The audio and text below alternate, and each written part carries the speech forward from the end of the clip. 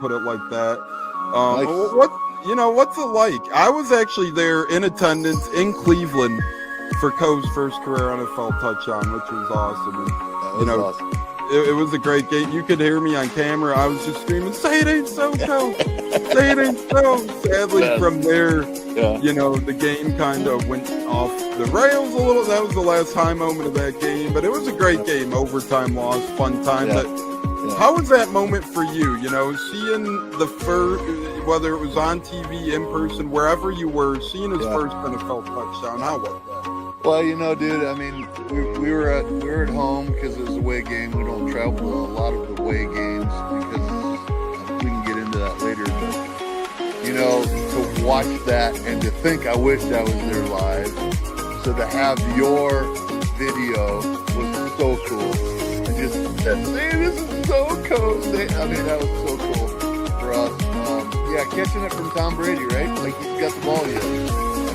First NFL touchdown means a lot, right? I mean, as a dad, that's just so cool to see. And it was fun to watch. And it didn't have the outcome we wanted, but still the same. What a memory! What a memory to have, right? So, and honestly, cool. those.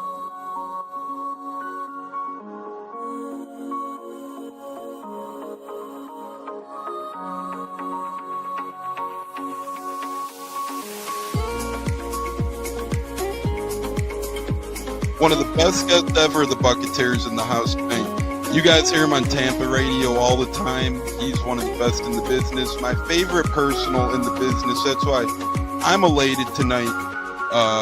Growing up in the Chicago area, you're used to sports radio. That's what gets me through the day. So this man does help get me through the day, I will say, with the Pat and Aaron show at work. Nothing like it. So it's incredible. It looks like we got Stunna bumbling in. I'm Tampa Tones. We are joined by lead goon tonight, host of the Pat and Aaron show of WDAE, Pat Donovan. And it sounds like Stunna is bumbling a little bit. Going to put him on mute for a second until that gets a little clearer. But we're joined by Pat Donovan. It looks like Stunna's hanging out with Cheech and Chong in a car with the windows up or something over there. It does look like you got a little... No, my camera's broke. And he was trying to pull me in big time. And then I was like, nothing happened with Indianapolis yet. Like, I really want to give Indy a chance. And then also I talked to Cody Gruden, once he took over Rich McCann, I'm still like, well, look, I was like, y'all just give me the opportunity to explore free agency, see what's going on, and then come out and make us do it. All right, everyone, you are tuned into the Buccateers, a wide receiver, Kalen Geiger, and we are about to have a great pod. This is the Buccateers. You're tapped in, and here we go.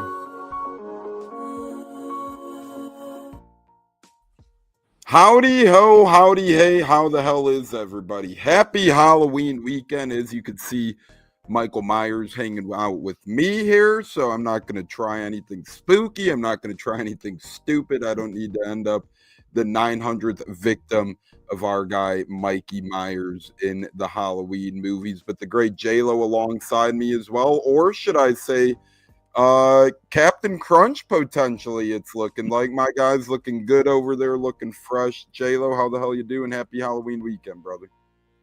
I'm just kidding. Happy Halloween, brother. Happy Halloween, everybody.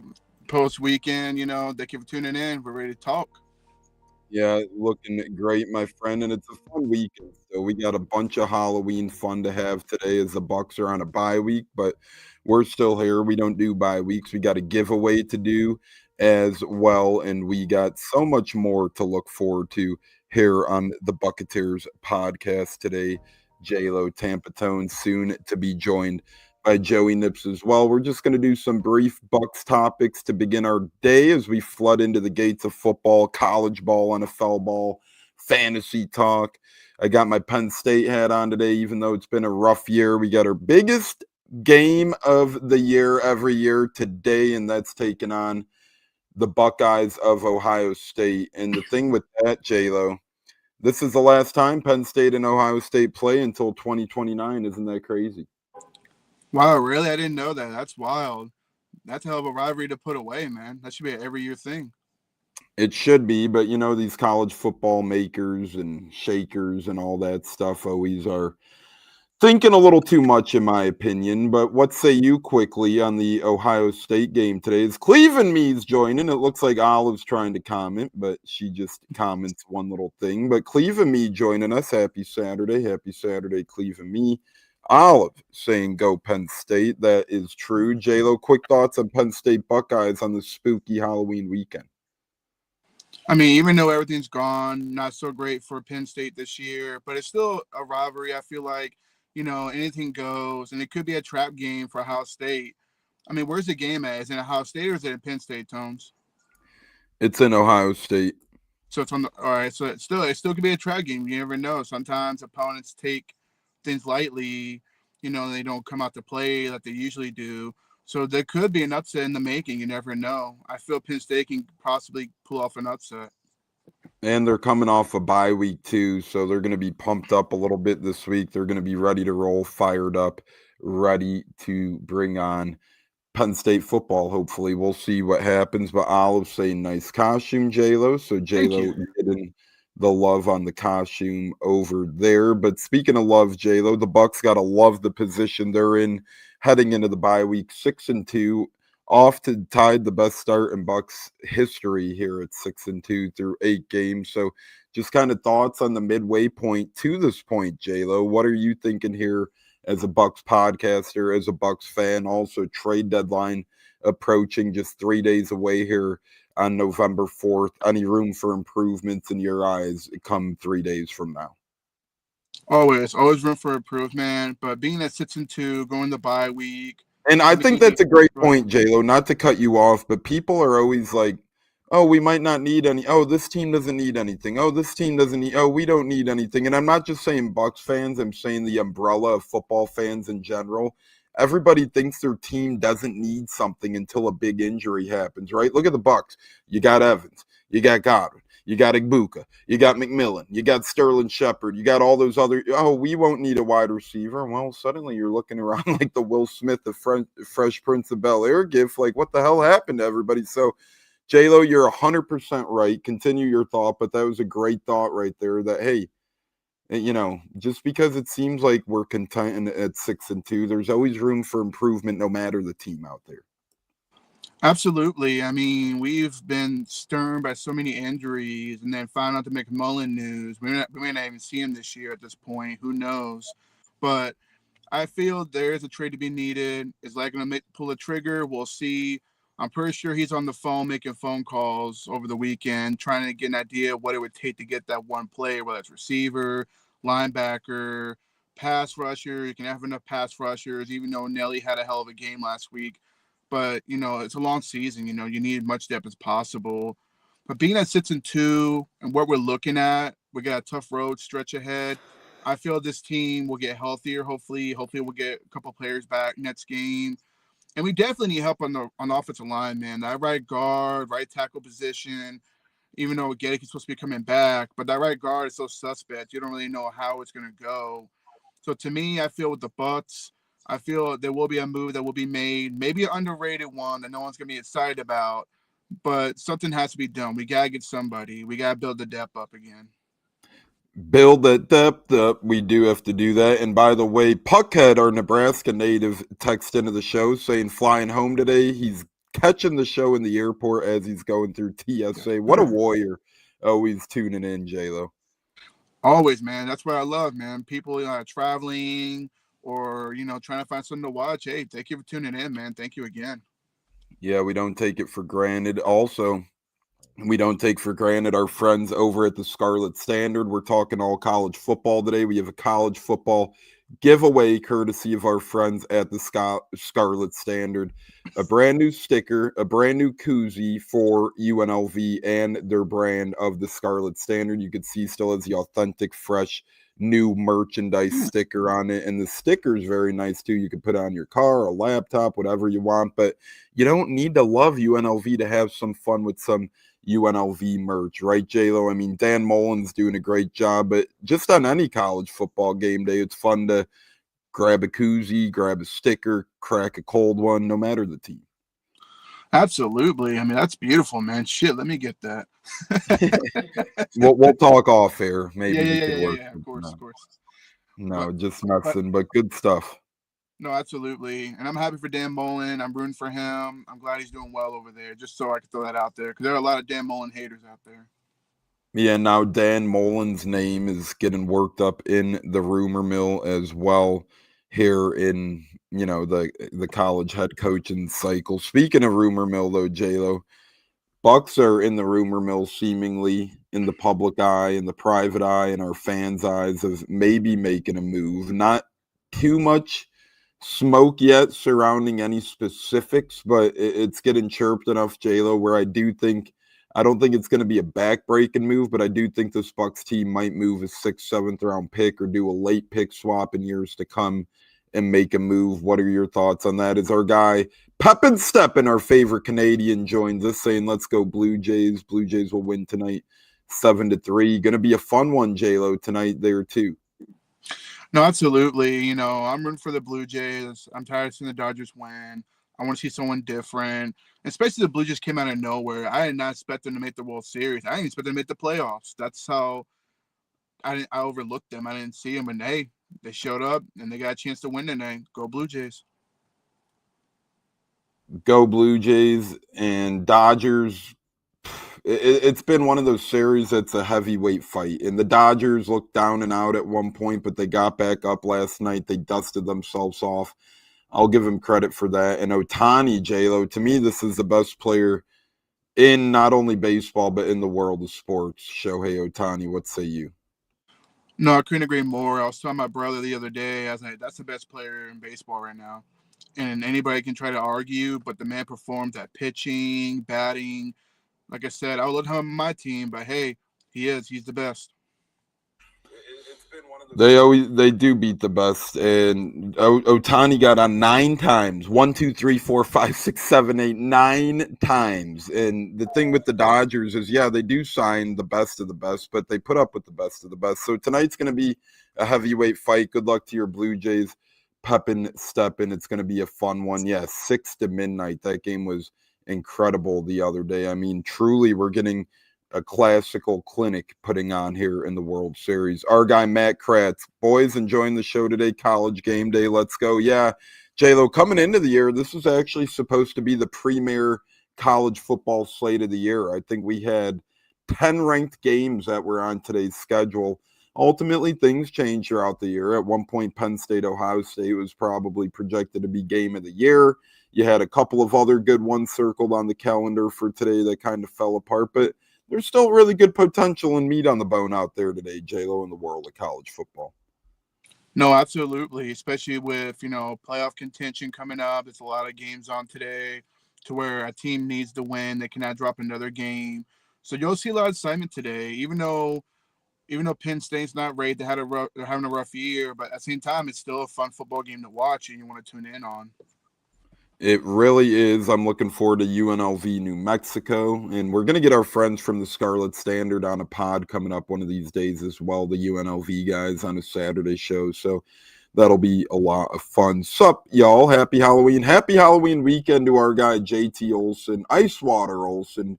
Great job over there at Bucks Report. He does a tremendous job helping bring the latest and greatest insight, information, thoughts, and knowledge about your Tampa Bay Buccaneers. So if you guys aren't following our guy JT Olson, Icewater Olson yet, go on and make sure to do just that. Vlad the Impaler. J-Lo, what's hilarious is last night, sports books out there give like Halloween specials, holiday specials, and all that stuff. So last night they tried to list it as a special by saying Vlad Guerrero extra base hit was only like plus 110 or something. I'm like, yeah, he will get an extra base hit, but I'm like, man, is that how far we've come crashing? How good Vlad's series has gone that even if he hits a double, $10 will only win you $11. That's just crazy to think about right there, how far Vlad Guerrero Jr.'s stock has risen in this World Series. No, absolutely. Especially being the son of a legend from his dad playing back at his My favorite player of all time was Vlad Guerrero. No kidding. Wow. I didn't know that. Now I Yep, do. Vlad Guerrero Sr. I got his Angels jerseys. We used to go. I'm talking non-Cub, but my favorite ball player of all time was just Vlade Senior. Just that guy could hit. He could hit a freaking baseball off the dirt, man. Oh, absolutely.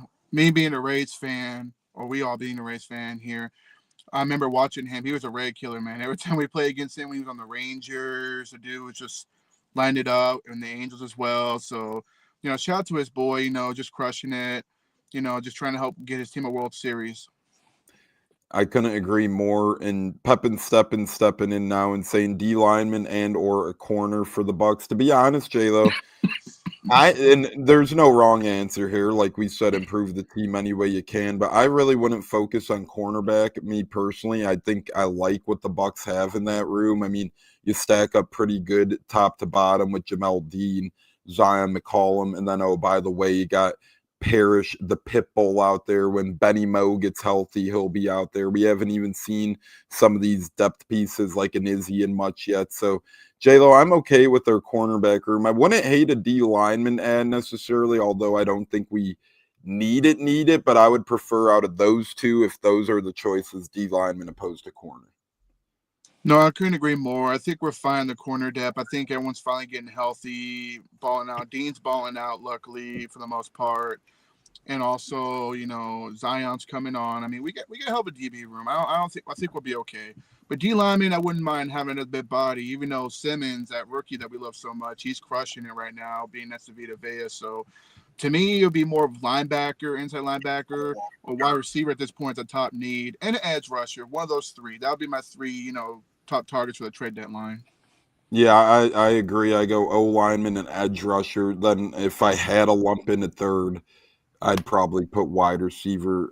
Although we will get healthy there eventually, it doesn't hurt to me. But I would like guys like Tez grow right now, Igbuka grow right now. And speaking of grow in the show with our guy Neil saying, yes, sir, yes, sir, yes, sir, Neil, how we doing? Welcome in as always, my friend. Thanks for tuning into the Buccateers. And it looks like we got Seth the Flow Erks, Joey Nips down there style. Joey Erks, welcome in, brother. Absolutely not. Don't associate with that human being. It's a great day to be on the podcast with the best record in the National Football League. All vibes are good today. My hat's better than J-Lo's, and you know it. So let's get it on.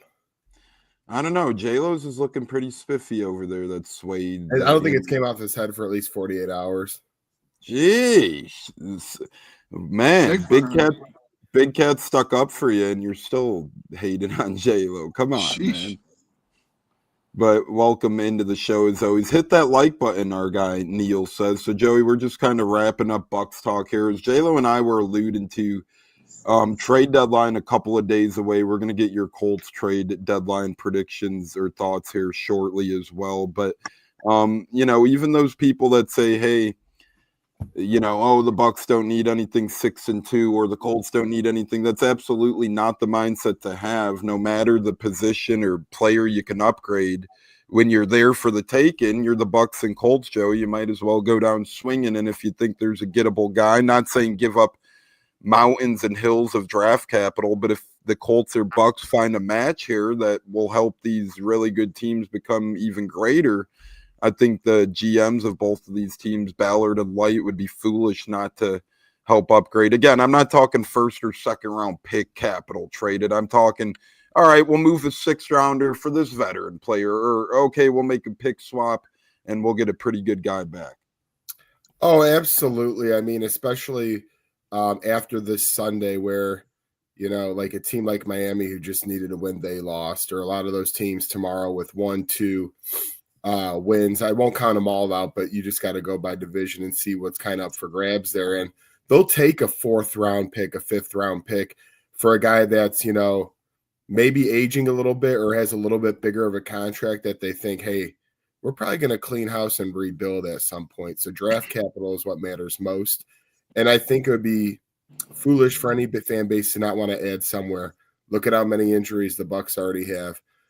For the Colts' sake, it seems to be happening in one position. So you want to get as much depth as possible because I tell you what, in December, when real football starts headed into January, where we all hope to be in the playoffs, you might look back and be like, that trade made the difference. That sack by that guy. 5th round pick can't do anything for you this playoffs. 4th round, 6th round pick, they can't do anything for you. But a guy who could get to the quarterback or pick it off or help you out in the receiving room or something, that's where it counts. And I think it'd be absolutely necessary for our teams to at least add something. Like you said, doesn't have to be a masterpiece, but something. Yeah, you'd be foolish to at least not answer the phone. Hey, maybe it's Ghostface calling saying, "What's up?" But hey, whatever, answer that phone and see what the hell might happen. It's Halloween weekend. Tricks and treats are to be had out there. Like I was telling Joey, I don't really want to break the bank though, and no, I don't really want a guy like Jalen Waddle necessarily. If the Bucs were to entertain a wide receiver, I mean, Waddle is getting paid more money than a Godwin out there. You really can't bring in Waddle, and no, I don't want to take on that contract either. J-Lo, quick thoughts on the Bucs at Waddle, then we'll get Joey on the Colts at Waddle. But I'm good on Waddle in Tampa, not because of the player he is, but because of the contract, because of the draft capital you'd have to give up, because in a year from now you will not need him when Ibuka is healthy, when Godwin's healthy, when Evans is hopefully still playing. Yeah, no respect to Waddle. He's a talented player. I don't even see the Dolphins moving on from him. If anything, they'll move on from Tyreek Hill instead of Waddle. Waddle's younger, durable. And Waddle would create a big cap hit for the Dolphins too if they traded him. Exactly. And like you mentioned a few minutes ago, you don't want to take on a big salary like that for like a rental, obviously, because to me it'd be more of a rental situation than a long-term situation. So to me, I feel Waddle won't get dealt either way. I think he stays with Miami. If anything, they'll deal their defensive players before Waddle, if you have my opinion. Joey, say it's a 2nd-round pick in A.D. Mitchell for Waddle. What would you do if you were the Colts? Oh, we need to add, well, especially for the Colts, we need to add defense. So I'd be out. I'm looking here at his contract. It looks like it goes through 2027, which isn't terrible. But at the same time, like you said, Colts were actually involved last offseason with rumors on Waddle, and the price tag was too high. I believe, like you said, it was not just a pick, it was also a player possibly. So that's not worth it to me right now. I agree with J-Lo, just because I know you guys might be a little bit more banged up there, but that's a little too much juice.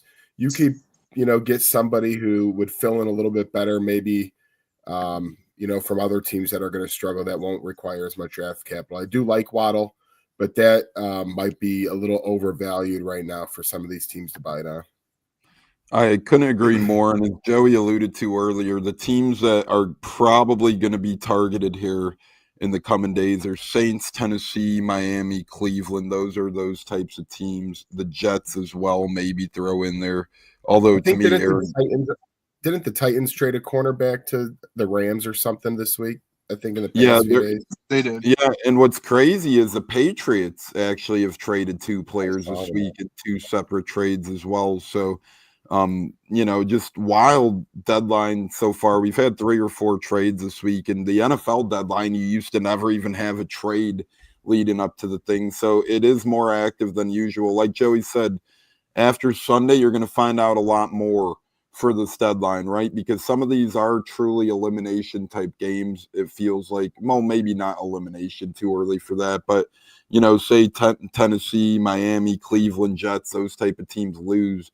Well, they're even in a deeper hole then, and they really just got to do what you got to do to get yourself draft capital. Like Miami would be smart to load up on every single draft pick they could in years to come to put themselves in a better spot. Same with the Saints.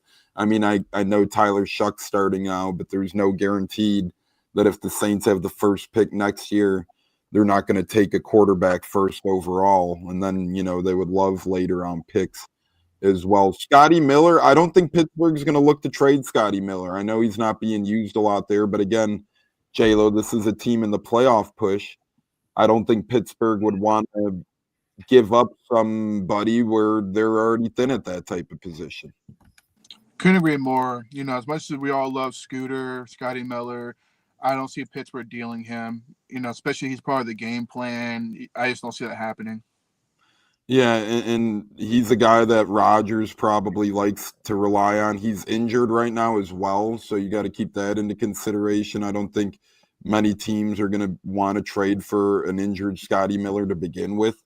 And then I don't think the Steelers are going to want to give up a veteran who probably is wide receiver 4 or 5 there when he gets healthy. So one of those guys that doesn't look like he's been doing much all year. I get that, but he probably is more valuable to the Steelers than what they would, they're not going to get much for him. I don't think they're going to want to get rid of Scotty Miller for like a 7th round pick in 3 years to come. But I do like the thought process. I don't hate the idea of targeting Scotty Miller. Jimmy Colada joining, saying, good morning, gentlemen. Good morning. Joey's favorite, Jimmy Colada joining the show. Boo! Holy shit. Is that a cow that was mooing? Let me grab my lasso and tie that effer up. Gee, we got What'd you say, J-Lo? Can't hear you blabbing under that bullshit of yours. I said, now you're talking like a porn star there, buddy, with the mustache.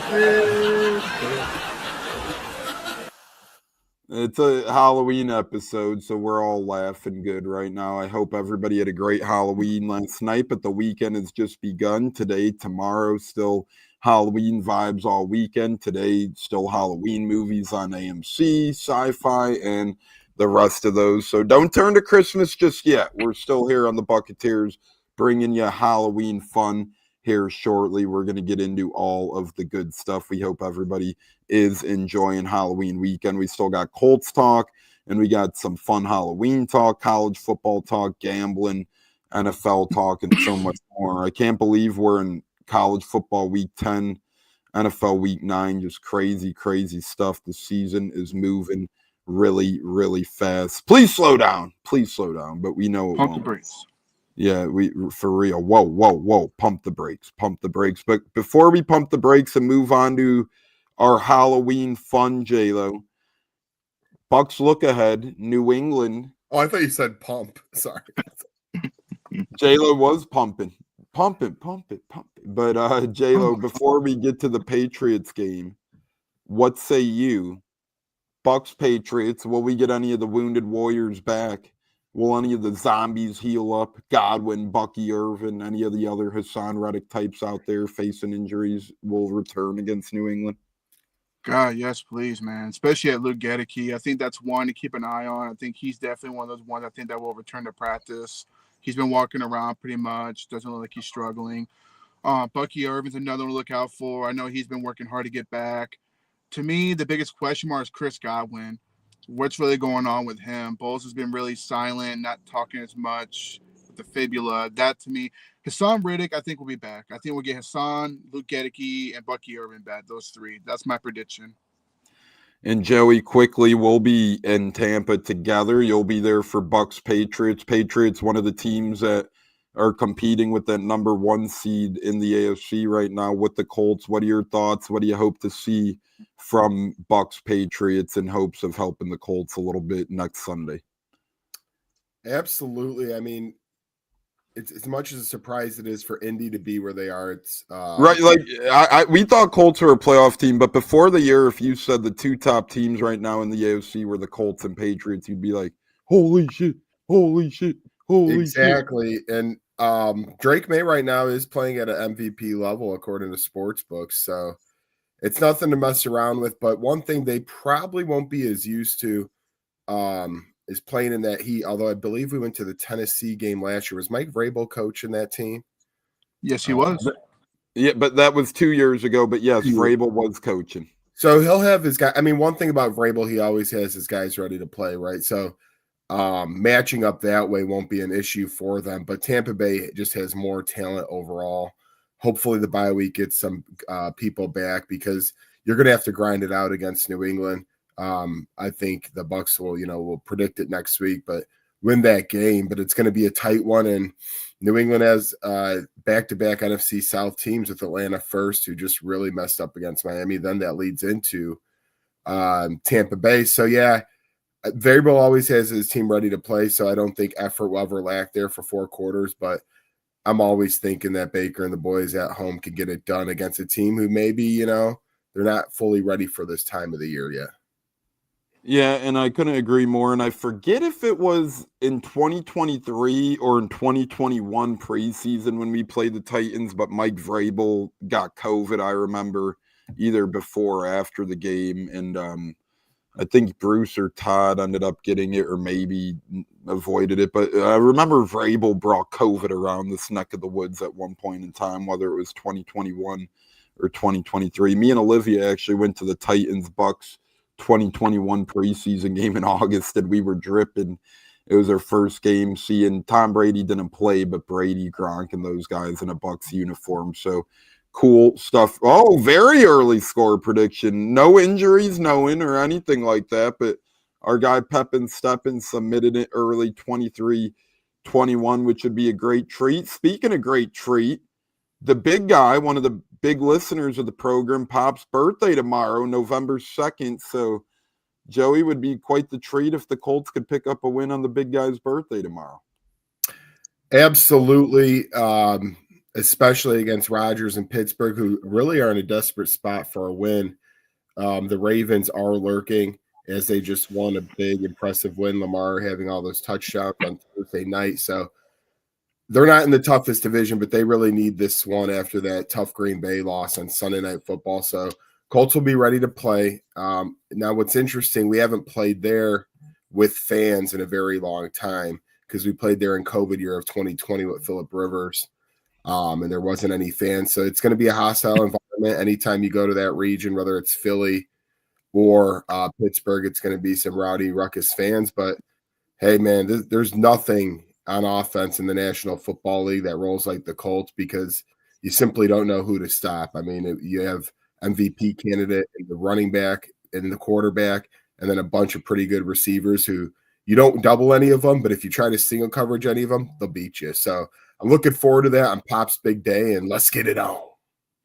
J-Lo, quick shout out, Pop's birthday. I know you've gotten close to him over the years. Absolutely, man. Happy birthday. 35th birthday, man. Happy for him. No, I mean 75th.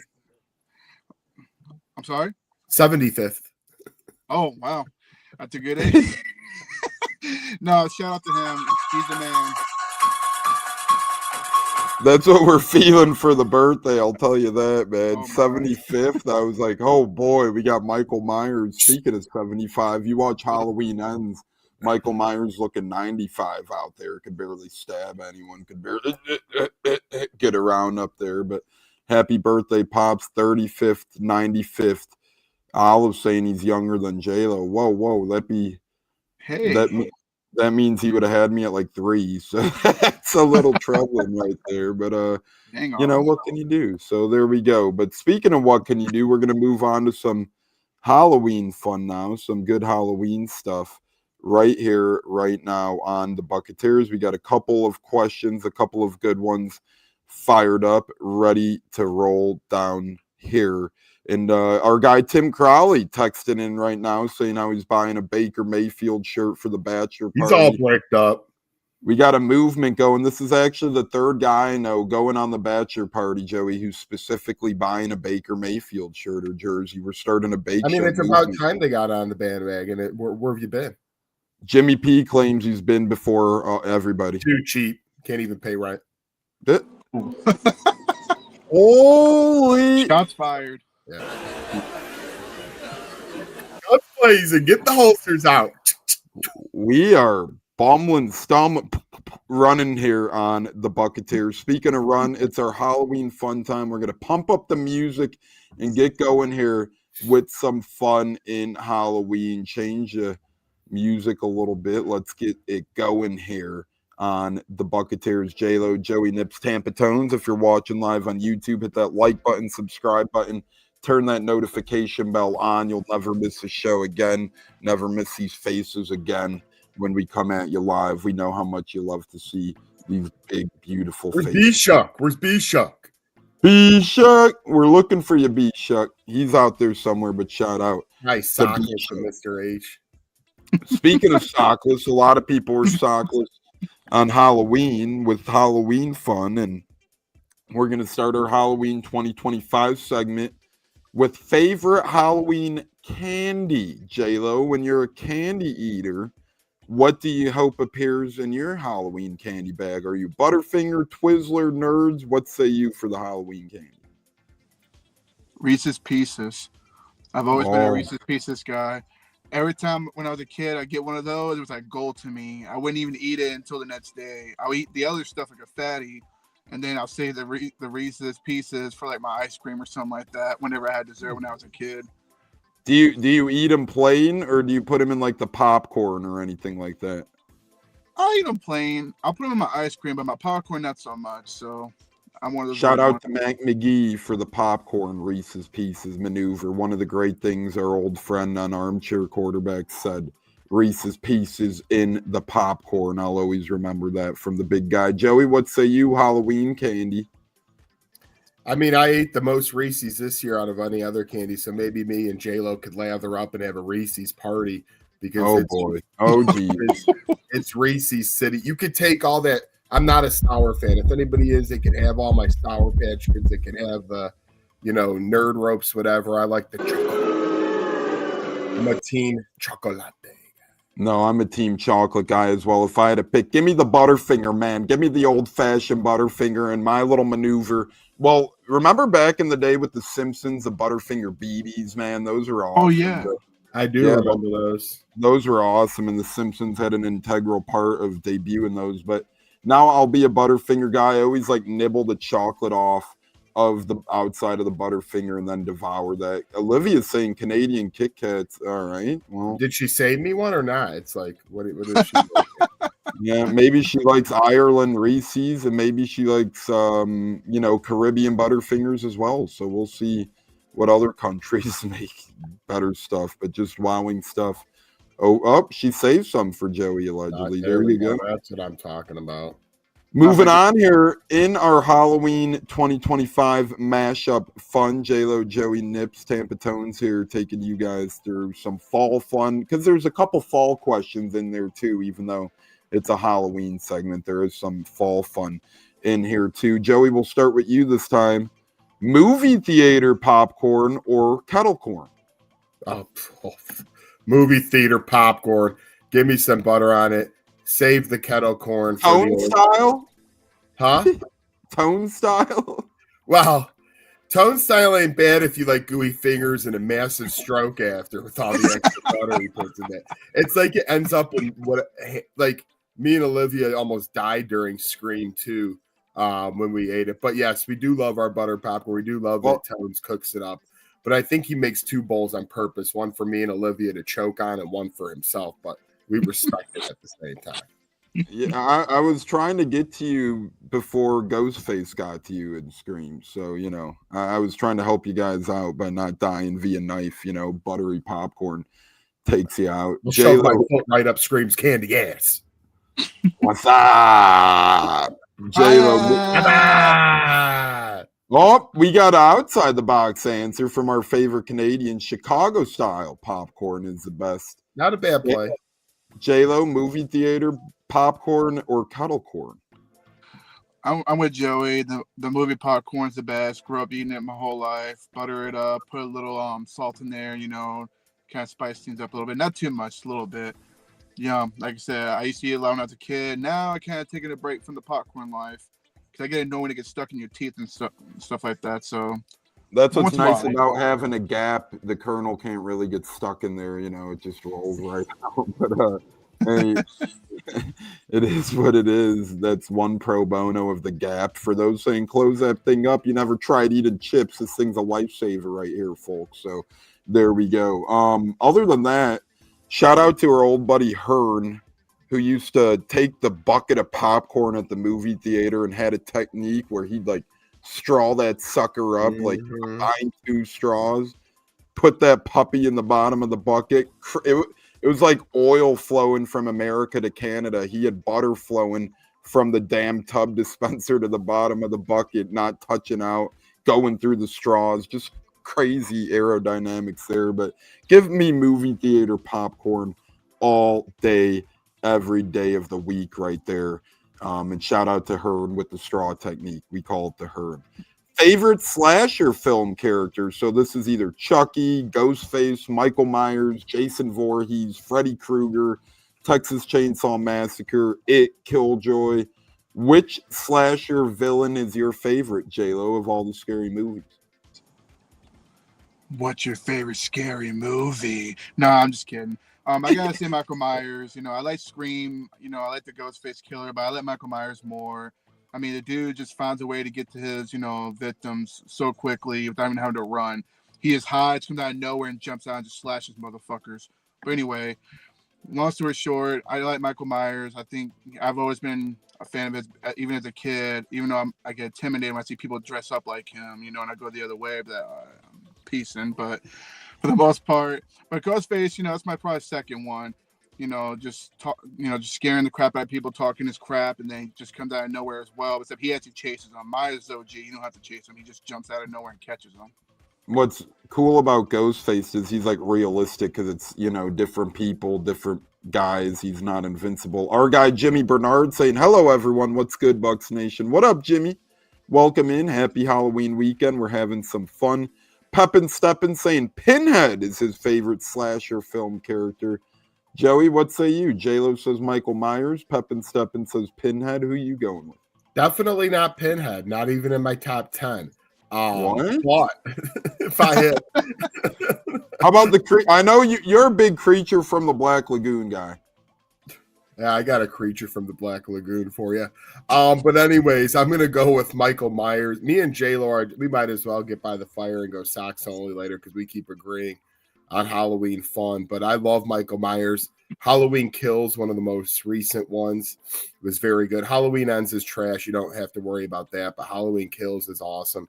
And then the originals, 1, 2, skip 3, 4, and 5 are great.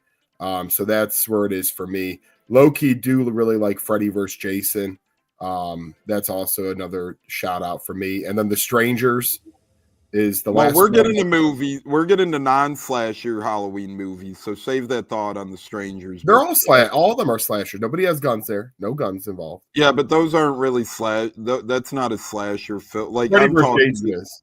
Yeah, exactly. There you go. Like the knowing characters. I'm not going to sit out here and call the Lifetime movie with the stabber guy is slasher. See what I'm saying? So Never said a Lifetime film. what? Huh? Never mentioned Lifetime. No, I know, but I'm just saying, there's slasher films and non-slasher films, that the character-wise. So you're a Leprechaun guy. You taking me as a Leprechaun guy. And J-Lo I like the Leprechaun. He's OG. Yeah, well, there we go. That's all that needs to be said. Jenny from Forrest Gump says Steppin' Peppin'. Snickers for candy and movie theater popcorn. Love it, Trisha. We love our lady listeners. Thanks for tuning in. Love me some Snickers as well. For favorite slasher film, I do agree. Freddy Krueger's awesome in Freddy vs. Jason. Robert Englund, shout out to you. He actually was Freddy Krueger all the way from the original Nightmare on Elm Street in the 1980s all the way through Freddy vs. Jason in 2007. That's pretty incredible work, pretty much spanning 30 years of being Freddy Krueger. Are you kidding me? That's unheard of. Even Michael Myers change after time, all the slashers pretty much do. I'm not going to lie. I'm not a big Chucky guy. I think Chucky's pretty dumb. I think that doll, I could sit on Chucky and Chucky's dead. Like, bring it on, doll. You really want part of this, baby? Let's go. I will end you. I will end you, Chucky. I hope a doll comes at me right now. I'll flick you across the freaking room. I think Chucky's laughable, to be honest. Never been a big Chucky guy. Never will be. So get off my lawn, Chucky. I'm going to go with Mikey Myers as well. If I had to pick, I just love Halloween. I love Michael Myers. But I'm getting like J-Lo here. If I had to pick a number 2, Ghostface is creeping up for me, baby. Ghostface is a man that runs a place and the realness of it. But It the Clown, we didn't mention him. Shout out to It. He's a good one as well. Oh, Pennywise. Yeah, Pennywise. I love how. Oh, whatever, J-Lo, but keep going. No. I keep interrupting you. No, Pennywise, I never liked clowns, so he can go sit on a balloon and shove it up his ass for all I care. Jesus. Wow, we're getting intense here. A balloon up the ass for Pennywise from J-Lo. So there we go, which brings us to our least favorite slasher film character. I'm between the Leprechaun or Chucky. Give me the Leprechaun, though. I will respect Chucky because John Gruden is Chucky nickname. So I'm going to put the Leprechaun as my least favorite. Joey, which are you going with as your least favorite slasher film character? Least favorite. I don't want to hate on the Leprechaun too much because Notre Dame's represented by the Leprechaun, but the scary. Yeah, I might stick with you on that Leprechaun one at the moment because I do like the rest of them off the top of my head that I am thinking of. You're not going with Pinhead like Pepin Steppins recommended? Sure, I'll go with Pinhead. Just I don't even know who Pinhead is. I'm moving on.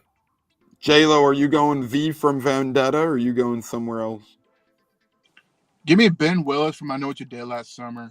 He wasn't very entertaining to me.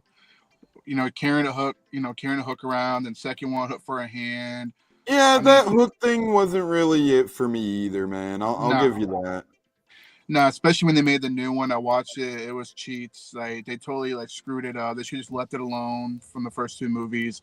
So give me that guy. Give me Ben Willis from I Know What You Did Last Summer. Speaking of left alone, Scream 7 coming to a theater near you soon.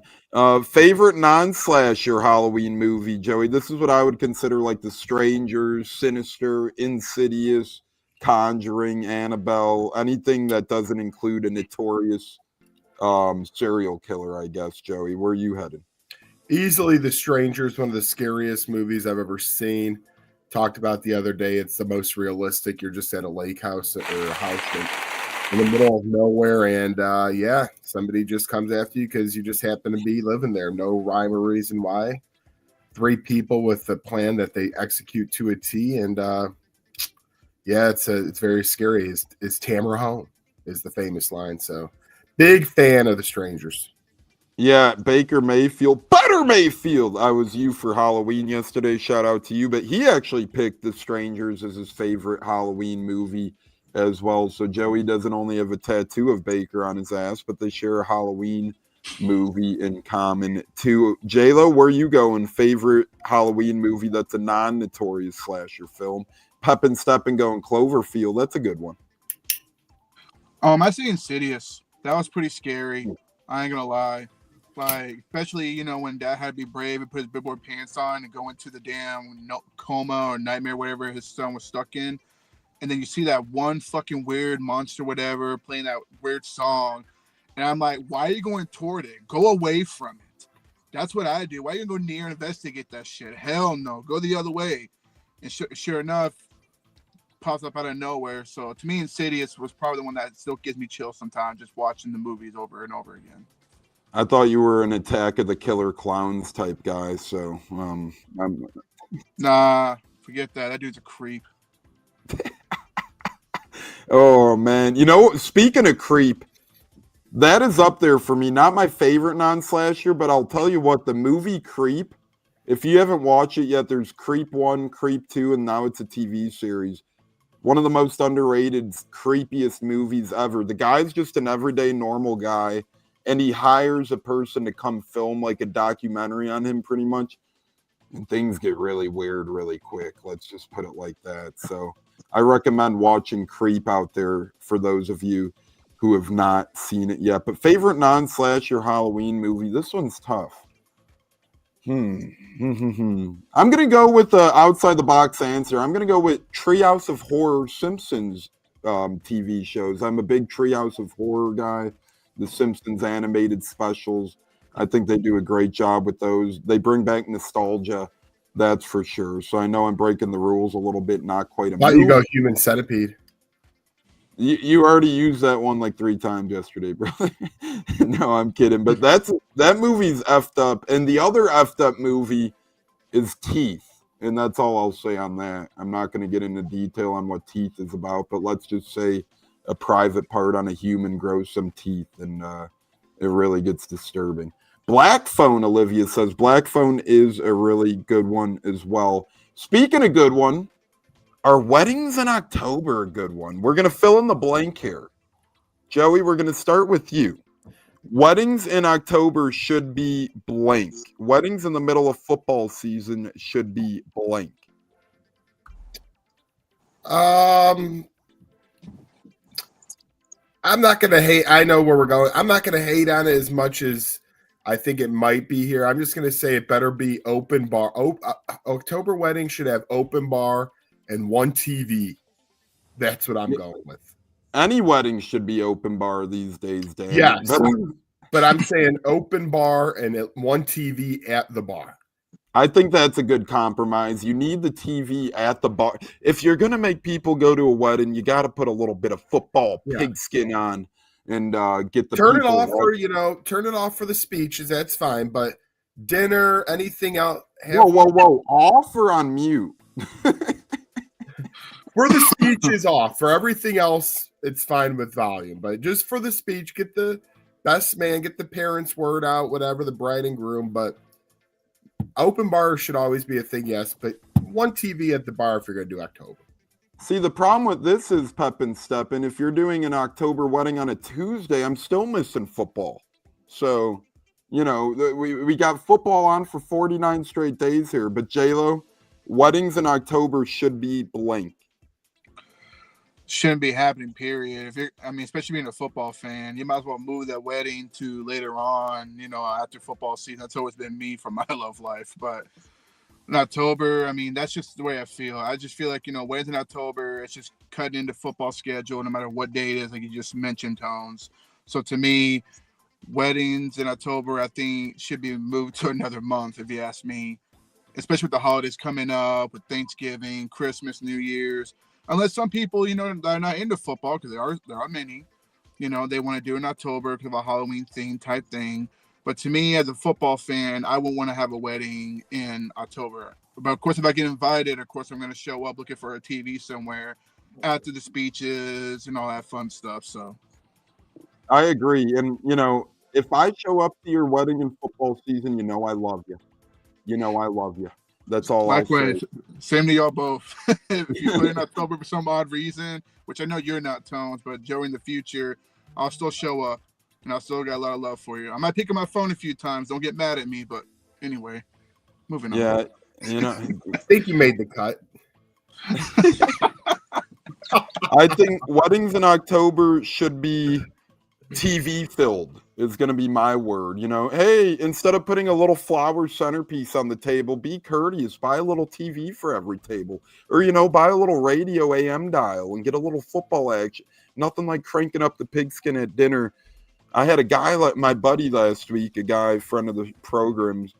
He's a big Alabama fan. He was like running around like a madman trying to find the Alabama game. Hey, if your team wins, it all ends up good. But I'll tell you what's even harder than college football on the day of the wedding, trying to get yourself going the day after the wedding, watching NFL Sunday, because Lord knows you're feeling it. Lord knows you're feeling it. I think the question is weddings on a Sunday or holidays. That doesn't even make sense. I think scrambled eggs brain this morning must be. Yeah, weddings during the fall.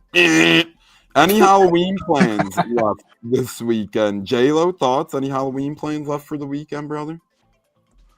Pretty much tomorrow, just watch some football, catching up on fantasy football. Depending on the weather, maybe I'll go explore a little bit. Possibly do Tampa. My little one feels better. We'll see, to make up for her not feeling well yesterday.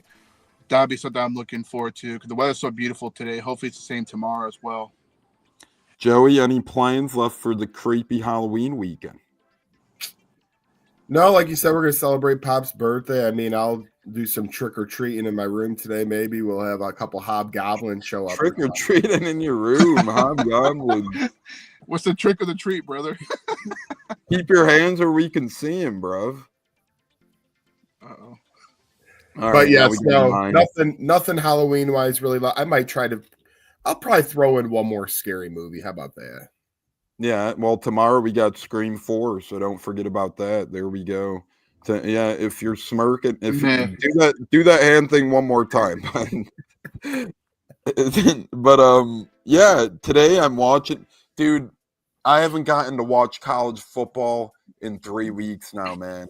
Today is like heaven for me. I'm just going to literally I'm going to play the song, I'm soaking up the sun, and I'm just going to enjoy myself and be on that couch and make some popcorn. And I'll tell you what, man, it's going to be a beautiful Saturday here. I had lovely weddings, great weddings. Wouldn't trade them the past couple weekends for the world, but damn it, I am so back this weekend and I'm ready to roll. Tampa Tones just getting his full throttle with college football. And then at night tonight, I'll pop on one last little scary movie as well to end it. Make one last little bag of hot buttery popcorn. Then Pop's birthday tomorrow. Last question here of the fall fun. J-Lo, candy corn or popcorn balls? Hell no to the candy corn. Disgusting. Give me the popcorn balls. Fun, you're not the co-host anymore. Thank you for your years Oh of my service. God, come We on. appreciate you. And Come we'll see you on. real soon. See you later, bud. It's been awesome. There goes J-Lo, everybody. Shit. Damn, he's gone. Damn. Damn. Wow. That's I'm makes you kidding. think a bunch of candy corn. Joey, candy corn or popcorn balls? A lot of mediocrity in that statement. All right, I'm going candy corn, and that's it for our Halloween segment. Thank you very much, everybody. That was a lot of fun. Thank you. To end it, we'll play an explosion. There we go. That's how that segment went. Very good stuff there. Moving on here to the Colts corner. The Colts creepy corner, the program script says today. So the creepy corner of the Colts. Again, all these will have fun names for Halloween time, for Halloween weekend. Joey, the creepy corner in Indianapolis at Pittsburgh. How we looking? Injury report doesn't look bad. Being without a couple of guys, we're pretty healthy, and I'm pretty amped for this game. Jonathan Taylor now has 3 straight 3-touchdown games. MVP. If he can keep it up, we hope here in Indy. So just keep him healthy, of course. And then sadly, we know he's not a quarterback, bro. He's disqualified. I know. That's why he'd have to just keep up what he's doing now, which will be very not easy to do, but possible. But like you said, it might as well be called the QB award, which Danny Dimes could be a part of as well. But Pittsburgh, this is a different defensive team. I've listened to a couple Pittsburgh podcasts this week, and they're really upset with Tomlin and the defense, and they're kind of getting fed up with it. So this is a must-win for them. They're going to be – it's not a 3 o'clock, 4 o'clock game, Sunday Night Football, but it is the biggest one at 1 Eastern, and they really have to step up to the plate. Rodgers is playing pretty well. The run game's decent for them, but that defense has let up a lot of points, and if the Colts come out tomorrow, which they usually take the ball first, no matter if they receive it or the other team just gives it to us, if we get a lead on them early, they might be crapping their pants a little. So that's what I'm hoping for, is to try to get to that early lead, because Steichen loves his first 20 plays, and usually it gets us for 3 or 7. So, you got to be ready. Like I said, hostile environment earlier, but I'm looking forward to it. Do you want your score prediction, player of the game, or wait on that? We'll get to that here in a second. Yep. J-Lo, take us home on the thoughts of Colts Steelers. Steelers need this one bad. They've been struggling of late, and suddenly Vegas views them as option number 2 in their division. Yeah, I mean, Pittsburgh, their division is not really great this year, unfortunately for them. But the Colts, they've been playing just great football that we all didn't see coming for the most part. We knew they were a playoff team, like you mentioned, but we didn't see them going off like the way they're doing. Taylor's playing at MVP level, even though it's a QB favoritism, whatever. But to me, I feel that Jonathan Taylor's going to be able to run the ball well on the Steelers. Their run defense hasn't been great this year. Not terrible, but not great. And that's where I feel the Colts are going to have the advantage, run the football on them, Taylor's pressure off, Danny Dimes, and get the ball to Tyler Warren, because Tyler Warren's amazing. I love Tyler Warren. The great El Monito joining us live on Facebook. Our guy Fabricio tuned in live on Facebook. We appreciate it over there. Yeah, the NFL really has to retool the parameters on how to qualify or win these awards, because there's no point if you're going to have the best player in football not win something because of the quarterback position. I mean, I bet you if you ask 100 NFL fans, not your hardcore, but your casuals, probably 90 to 95 other ones probably couldn't even name another running back on the Colts roster, right? So I think we got to signify the importance of Jonathan Taylor in the aspect of, first and foremost, the backup running back literally falls off the table. Secondly, your position shouldn't matter for you to win an award. That's just how it is, right? If you're the employee of the month at Walmart, doesn't matter if you're a store greeter, a cash register, a shelf stocker. You're just the employee of the month. Why should it matter in the NFL what position you are to win pretty much the employee of the year, right? So I think it's silly. I think it's foolish. And I think right now probably would have Jonathan Taylor as my MVP in the NFL.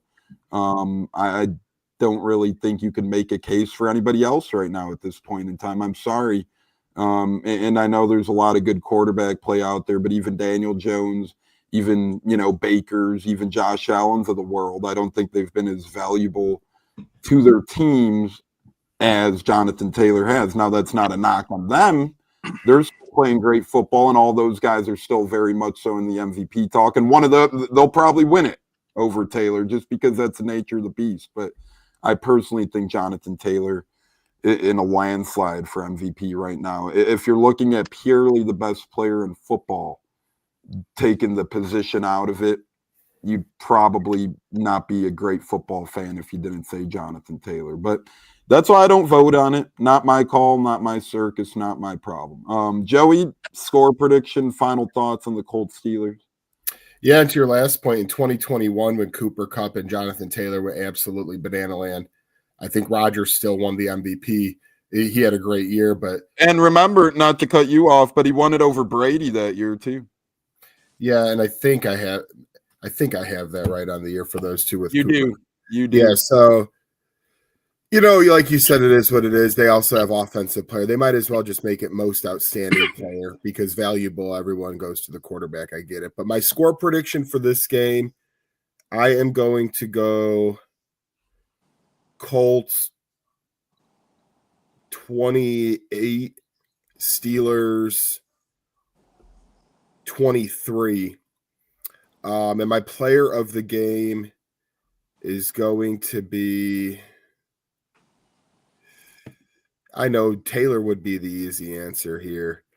They do it every week. I'm going to continue to do it. The offensive line is my player of the game, and I know it's a unit, but the reason right now the Colts are doing so good is because not only is Taylor, of course, making big plays happen, but at the line originally, not being touched very often. And then Danny Dimes doesn't get very much, even when they bring the blitz. Shout out to our big boys up front. We got Wisconsin guys up there, Boston College, Notre Damers. I mean, just some big old boys up there. And I think that they keep the pocket clean, and that's the difference in this game. So I'll go 28-23 Colts offensive line to watch. J-Lo? Yeah, give me Colts 31, Steelers 14. I think the Steelers are going to have a rough time against the Colts' underrated defense, because let's not forget the Colts got a very underrated defense. They actually do play pretty well for the most part, keeping the opponents off the board. So to me, player of the game, give me Latu. I think Latu's going to put the pressure on Rodgers. I'm going 20-17 with Buckner. Sorry not to cut you off, but we are running a little thin here. We're having fun, but we still got to get to fantasy, breadwinners, NFL, NCAA football pick'em here, and so much more. I'm in agreement, though. I think it's a little different game. I think Colts win 20-17, little low-scoring game. Give me DeForest Buckner as my player of the game. I think he has a big game up front and gets another one of those batted balls. He's been doing a great job of batting some balls so far this year, as a lot of that Colts D-line has Grover stored as well. Pops texting Colts 31-23, Danny Dimes MVP tomorrow. Once again, we're not slighting the Colts segment. We just took a little longer on the Halloween. Yeah, we already got football in 15. This is crazy.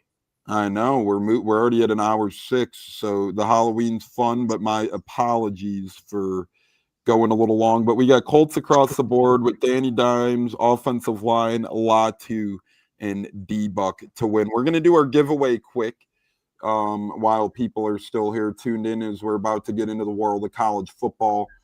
The first person to name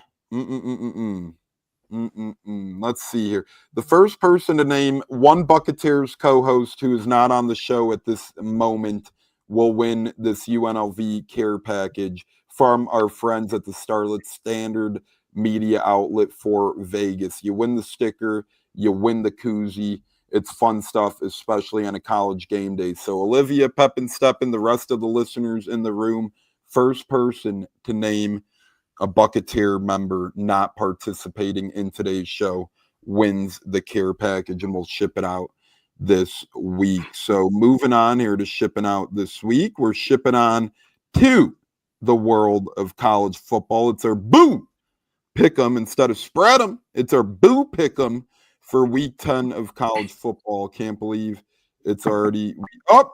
Pops text into the show. Pops, you win the UNLV care package. He texted in cats. So Pops wins the UNLV koozie and the Scarlet Standard media stickers. So hats off to Pops. We'll get that to you ASAP on your birthday weekend. Big winner chicken dinner. He texted in cats at 10:47 to win the prize. So cool stuff. Thanks again to our friends at the Scarlet Standard for running such a fun giveaway. Boo Pick'em time in the world of college football, fellas. We'll get right after it here. Cue the music. Usually it's our college football Spread 'em. Today it's our Boo Pick'em.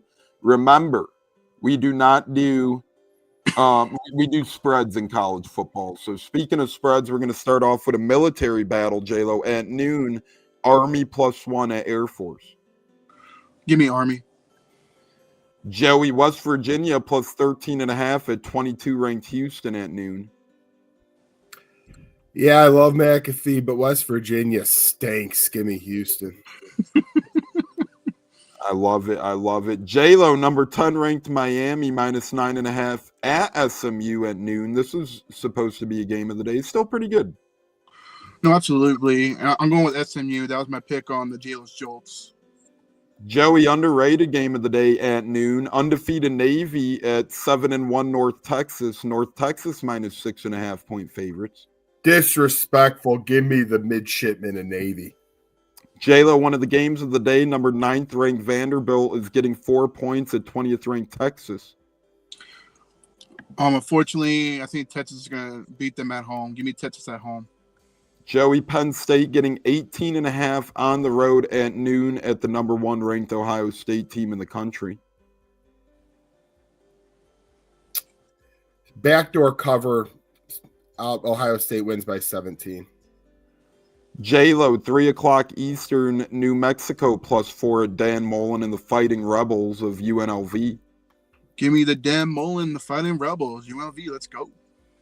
Joey, 3 o'clock Eastern, number 16th ranked Louisville travels to Virginia Tech. Virginia Tech +10.5 at home. A lot of rumors James Franklin might be their next head coach. Yeah, they would go from Beamer ball to Baldy ball. So let's go with Louisville. I just really like what they're doing this year at Moss at quarterback. They just have a good overall team, well coached. Give me Louisville. J-Lo, we talked about it in Campus Kickoff, your weekly college show, but number 5 ranked Georgia traveling to Florida. Florida +7 at home, 3:30 Eastern. It's in Jacksonville for one thing, and the biggest cocktail party of the year. It is rivalry week. I don't give a shit what people say. Florida over Georgia with the upset. Joey, 3:30 Eastern, the 13th ranked team in the country, your own Fighting Irish, travel to Boston College. Boston College +31 points at home. I think Notre Dame will win by 30, so I guess you could slightly give the cover to Boston College, but Notre Dame will blow them out coming off a bye week. J-Lo, 3:30 Eastern, number 2 ranked Indiana travels to Maryland. Maryland +21.5 points at home. Yeah, I like that cover. Indiana is going to smoke them. Joey, number 13th ranked in the country, Texas Tech travels to Kansas State. Kansas State 7.5 point underdogs at home, 3:30 Eastern. Yeah, I'm not a fan of Trevor Lawrence Jr. Avery Johnson at Kansas State, so give me Texas Tech in a big win.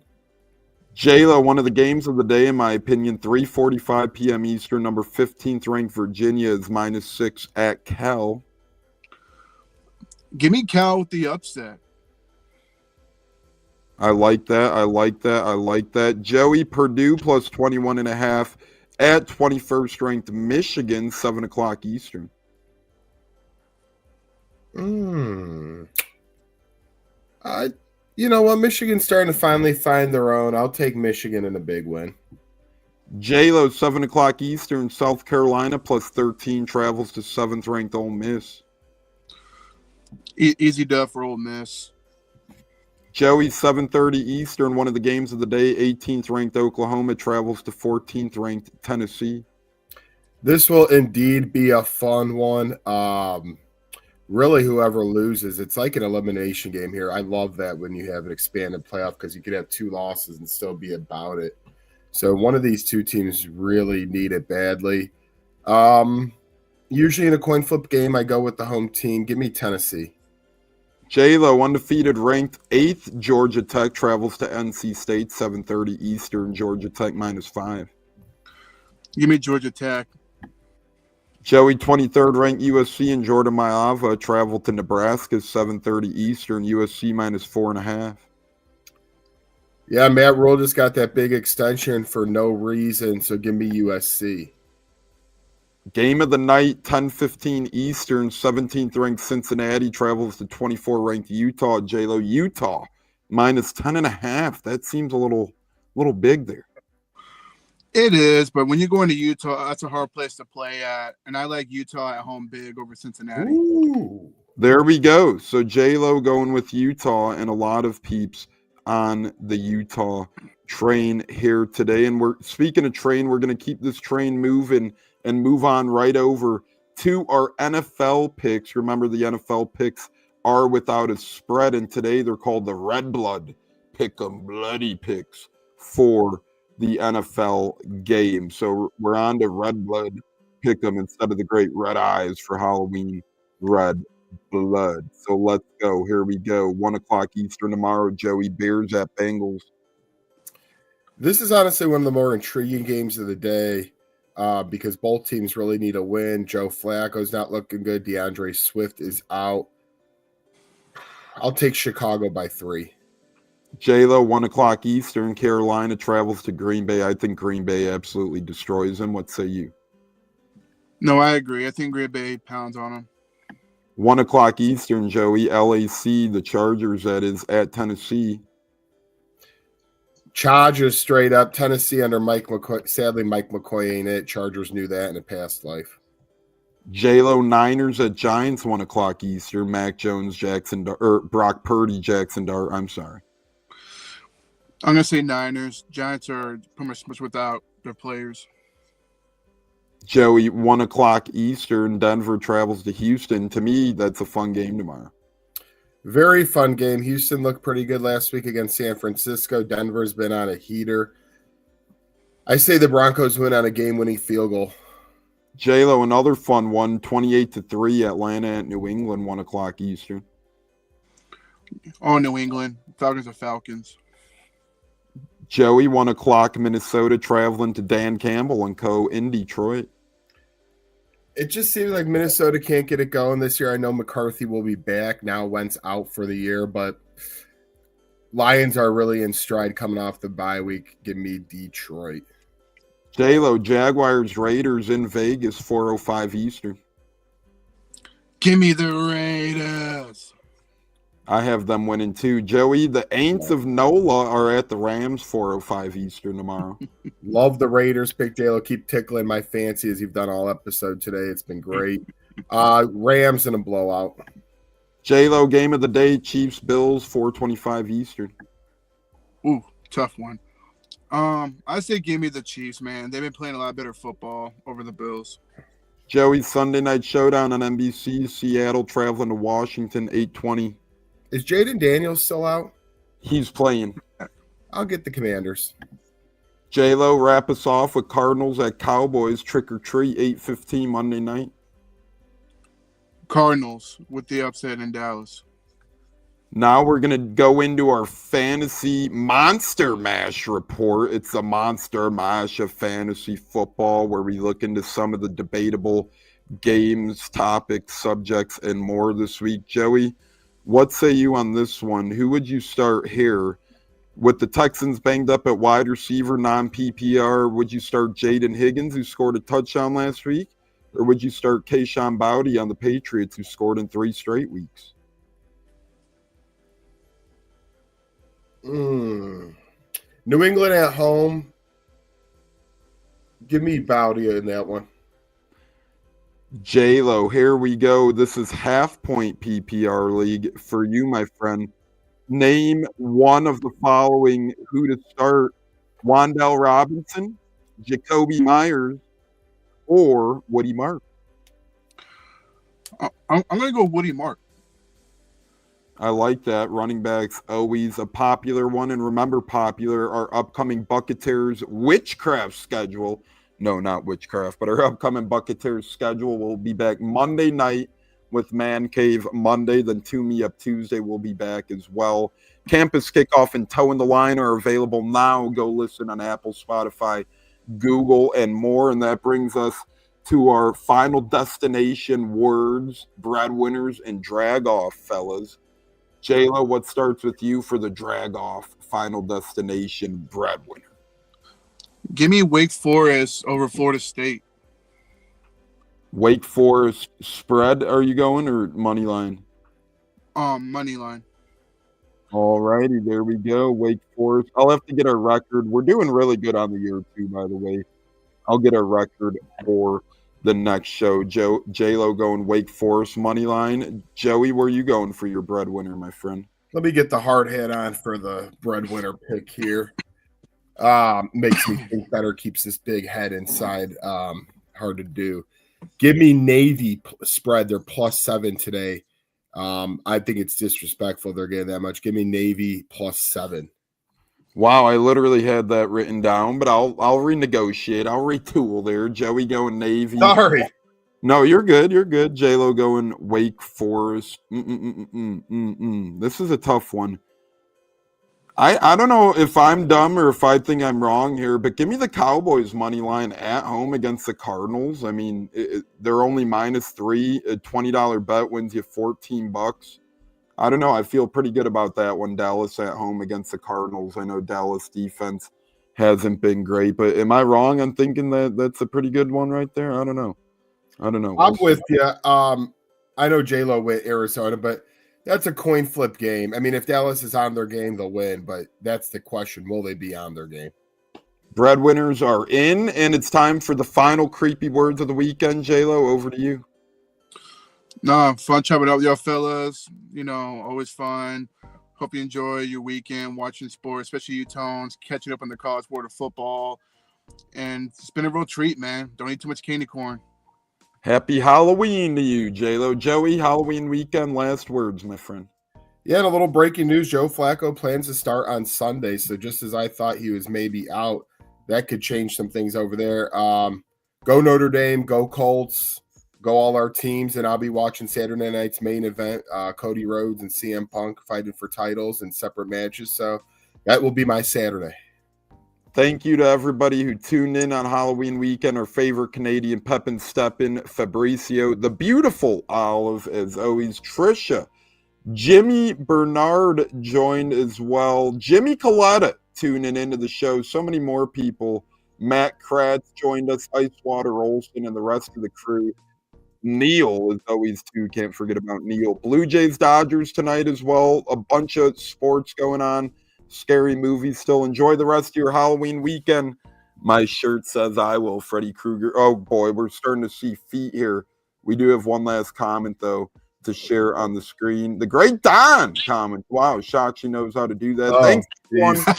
God bless. Have a great night. Stay safe, everybody. Enjoy. Love you all. Fire the damn cannons. Bro, we'll put it like that. What's it like? I was actually there in attendance in Cleveland for Coe's first career NFL touchdown, which was awesome.